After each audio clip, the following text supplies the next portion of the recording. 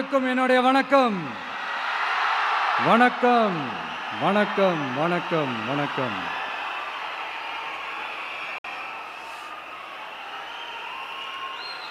மிக மிக மிக முக்கியமான ஒரு நேரத்தில் நாம் இருக்கிறோம்.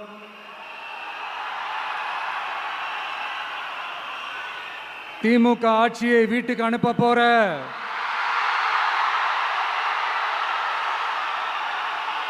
அந்த தேர்தலோட கடைசி பிரச்சாரம். ஸ்டாலின் சாரை வீட்டுக்கு அனுப்ப போற அந்த தேர்தலோட கடைசி பிரச்சாரம். இப்படிப்பட்ட ஒரு ஆட்சியை, அதாவது மக்களை சுத்தமா கண்டுக்காத இப்படிப்பட்ட ஒரு ஆட்சியை, இப்படிப்பட்ட ஒரு தலைவரை வீட்டுக்கு அனுப்ப போற அந்த தேர்தலோட கடைசி பிரச்சாரம். ஆமா, பின்ன இப்படிப்பட்டவங்களை வீட்டுக்கு அனுப்பாம பின்ன நான் கோட்டைக்கு அனுப்புவாங்க? எத்தனை எத்தனை பொய்யான வாக்குறுதிகள், பொய்யா சொல்லி மக்களை ஏமாத்திக்கிட்டு அவரோட லைஃபை மட்டும் நல்லா உயர்த்திக்கிட்டாரு. ஆனால் மக்களோட லைஃபை அவர் எப்படி உயர்த்தினார் தெரியுமா? வீட்டு வரியை உயர்த்திட்டாரு, தண்ணி வரியை உயர்த்திட்டாரு, தொழில் வரியை உயர்த்திட்டாரு, விலைவாசியை உயர்த்திட்டாரு, குப்பைக்கு கூட வரி போட்டாரு. இப்படி மக்களோட கஷ்டங்களை மட்டுமே அவர் உயர்த்தி வச்சிருக்கிறார். இன்னும் ஒரு படி மேலே போய், இன்னும் பல படி மேலே போய், தமிழ்நாட்டில் இதுவரைக்கும் எந்த கவர்மெண்ட்டுமே வாங்காத அளவுக்கு கடன், அவ்வளவு கடனை வாங்கி வச்சுக்கிட்டு அந்த கடன் சுமையை உயர்த்தி வச்சிருக்கிறார். எவ்வளோ? 5-6 லட்சம் கோடி. இத்தனை லட்சம் கோடியை வாங்கிக்கிட்டு எத்தனை பிரச்சனைகளை சால்வ் பண்ணிருக்கலாம். அட்லீஸ்ட் நம்ம இளைஞர்களோட அந்த கல்வி கடன் அதை ரத்து செஞ்சிருக்கலாம்.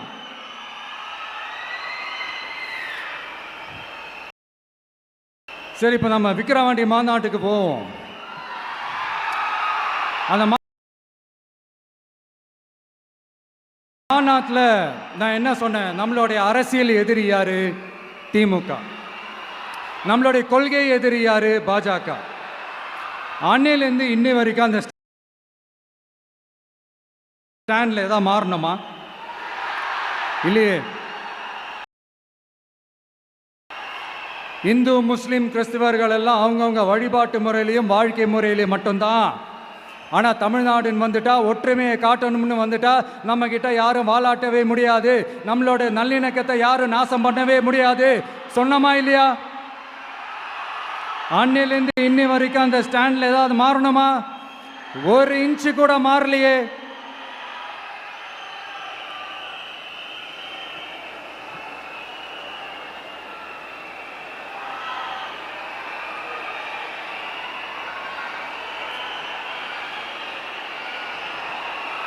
ஒரு இன்ச்சு கூட மாறலையே. மதச்சார்பற்ற சமூக நீதி கொள்கை தானே நம்மளுடைய கொள்கை. அதுலேருந்து மாறவே போறதில்லை. 100% நீங்க உங்க விஜயை இந்த விஷயத்துல நீங்க நம்பலாம். இந்து முஸ்லிம் கிறிஸ்தவர்களுக்கான ஆளா தான் இந்த விஜய் எப்பவுமே இருப்பான். எம் மதமும் நம் மதம் அப்படின்ற அந்த ஒரிஜினல் முகம் தான் இந்த விஜயினுடைய முகம். இன்னொன்னு என்ன சொன்னோம்? A lion is always a lion. சிங்கம் தனியா வந்தாலும் தண்ணி காட்டிடும்.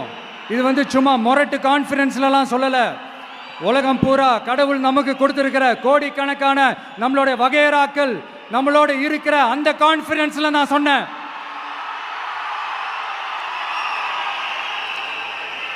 அதனால இந்த விஜய் ஒன்று சொன்னானா அதுலேருந்து மாறவே மாட்டான். சும்மா இந்த ஸ்டாலின் சார் மாதிரி எல்லாம் கிடையாது.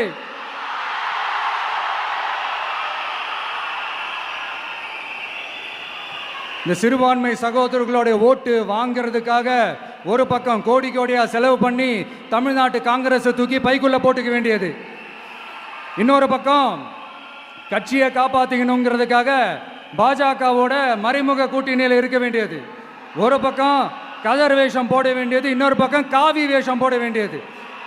நான் முன்னாடியே சொன்ன மாதிரி திமுகவுக்கும் பாஜகவுக்கும் ஒரு அண்டர் கிரவுண்ட் டீலிங் இருக்குது. எப்போ சொன்னேன்? கிட்டத்தட்ட ஒரு 1.5-2 வருஷத்துக்கு முன்னாடி சொன்னேன். அன்னைக்கு சொன்னது இன்னைக்கு இந்தியா முழுக்க எதிரொலிக்குதா? வெஸ்ட் பெங்கால் சிஎம் மம்தா பானர்ஜி மேடம் இதைத்தானே சொன்னாங்க. இன்ஃபேக்ட் ஸ்டாலின் சார் பேரை மென்ஷன் பண்ணி அந்த குற்றச்சாட்டை சொன்னாங்க. இதுக்கு என்ன சார் பதில் வச்சு சொல்ல போறீங்க? ஸ்டாலின் சார் மக்கள் கிட்ட மாட்டிக்கிட்டு முழிக்கிறாரு. இந்த தேர்தலில் திமுக தோக்க போறது உறுதி.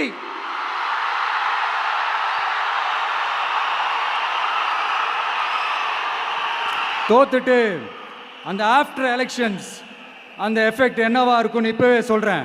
கட்சியை காப்பாத்திக்கணும்ல, ஏகப்பட்ட கேஸ்லாம் இருக்குதுல்ல, லஞ்ச கேஸு, ஊழல் கேஸு, திருட்டு கேஸு, அவங்க குடும்பத்து மேலே, மினிஸ்டர்ஸ் மேலே எல்லாத்தையும் காப்பாற்றிக்கணும்ல. போய் மோடி அவர்கள் காலையும் அமித்ஷா அவர்கள் காலையும் திமுக விழுதா இல்லையான்னு பாருங்க. அன்னைக்கு தெரியும் மக்களே, சிறுபான்மை சகோதரர்களே, அன்னைக்கு தெரியும் இந்த திமுகவோட மொத்த சாயமும் வெளுக்க போகுது. அது மட்டுமா,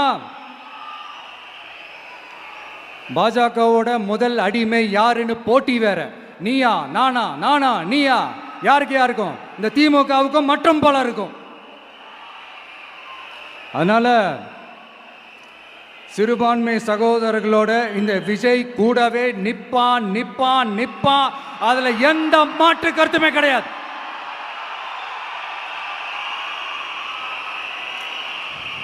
இப்ப ரீசெண்டா நிறைய காமெடியெல்லாம் நடக்குதுல்ல. ஸ்டாலின் சாரும் இந்த மற்றும் பலரும் ஒன்றா சேர்ந்துக்கிட்டு இந்த கருத்து கணிப்புன்ற பேரில் நிறைய அந்த கடுப்பில் விட்ட கணிப்பெல்லாம் விட்டுக்கிட்டு இருக்காங்க. அதில் திமுக 300 சீட்டு ஜெயிக்குமா, மற்றும் பலர் 700 சீட்டு ஜெயிக்குமா? யோ, எங்கேயா இருக்கு இத்தனை சீட்டு? குர்ட்டா மேட்டுக்கு சும்மா அடித்து விடுறது. ஒரு தில்ல முள்ளுக்கு ஒரு அளவே இல்லை. 40 வயசுக்குள்ளே இருக்கிறவங்க மட்டும்தான் விஜய்க்கு ஓட்டு போடுவாங்களாம். 50 வயசுக்குள்ளே இருக்கிறவங்க மட்டும்தான் இந்த விஜய்க்கு போனா போதுன்னு ஓட்டு போடுவாங்களாம். இந்த 40 வயசுக்குள்ளே இருக்கிறாங்களா இந்த ஓட்டர்ஸ், அவங்களாம் ரொம்ப கம்மியா. ஆனால் இந்த 50லேருந்து 80 வயசு வரைக்கும் இருக்கிறாங்களே அந்த ஓட்டர்ஸ் ரொம்ப ஜாஸ்தியா. ஆனால் அவங்க யாரும் விஜய்க்கு ஓட்டு போட மாட்டாங்களாம். இப்படி பில்டப் மேலே பில்டப் ஓங்கி மண்டையில நறுக்குன்னு குத்துற மாதிரி நம்ம எலெக்ஷன் கமிஷன் ஒரு டீட்டெயில்டு ரிப்போர்ட் ஒன்று வெளியிட்டிருக்கிறாங்க.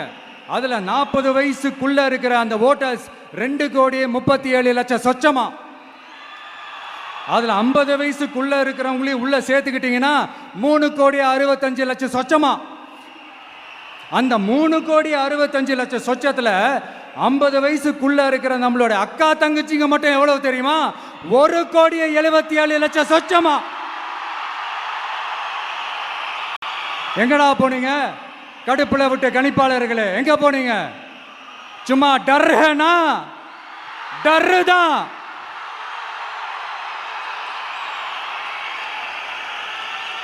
இந்த கடுப்புல விட்ட கணிப்பாளர்களுக்கு ஒரே ஒரு கேள்வி. இந்த 60 வயசு மேலே இருக்கிறவங்க, இந்த 70-80 வயசுல இருக்கிற என்னுடைய அம்மா, பாட்டி, அப்பா, தாத்தா, இவங்க எல்லாரும் நம்ம வீட்டு புள்ள விஜய், நம்ம வீட்டு புள்ள விஜி அப்படின்னு சொல்றதெல்லாம் உங்க காதுல விழலையோ? இந்த உண்மையெல்லாம் வெளியில சொல்லிடாதுன்ட்டு 2 பேரும் நல்லா கவனிச்சு அமிச்சாங்களோ? அதனால இந்த கருத்து கணிப்பு, கடுப்புல விட்ட கணிப்பு, என்ன கணிப்பு என்ன விட்டாலும் திமுகவும் இந்த மற்ற பலரும் மண்ண கவ்வ போறது உறுதி. அவங்களோட இந்த ஆட்சி கனவு, லஞ்ச கனவு, ஊழல் கனவு, கொள்ளையடிக்கிற கனவு எல்லாம் கதம் தான். இப்போ ரீசெண்டா பாண்டிச்சேரி எலெக்ஷன்ல அந்த எலெக்ஷன் டேல கிட்டத்தட்ட 90% மேல போலிங் ஆயிருக்குது. விட்டா 100% ஆயிருக்கும் போல் இருக்கு. அதே மாதிரி போலிங் நம்ம தமிழ்நாட்டில் நடக்குதா இல்லையான்னு பாருங்க. அதனால மக்களே, உங்க எல்லாரையும் கையெடுத்து கும்பிட்டு கேட்கிறேன், பூத்துக்கு போய் ஸ்டாலின் சார் கிட்ட இருந்து நம்ம தமிழ்நாட்டை காப்பாத்தி ஆகணும், நம்ம ஜனநாயகத்தை காப்பாத்தி ஆகணும். என்ன பிஸியா இருந்தாலும், என்ன வேலையா இருந்தாலும், என்ன வெளியூர்ல இருந்தாலும், எந்த பூத்துல உங்களுடைய ஓட்டு இருக்குதோ அங்க வந்து தயவு செஞ்சு நம்மளுடைய விசில் சின்னத்துக்கு உங்க ஓட்டு போடுங்க. தயவு செஞ்சு உங்க விஜய்க்கு ஒரு வாய்ப்பு கொடுங்க.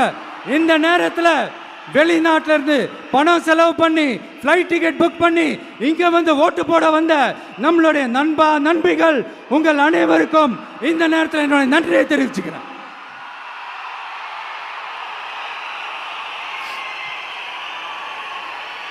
அடுத்து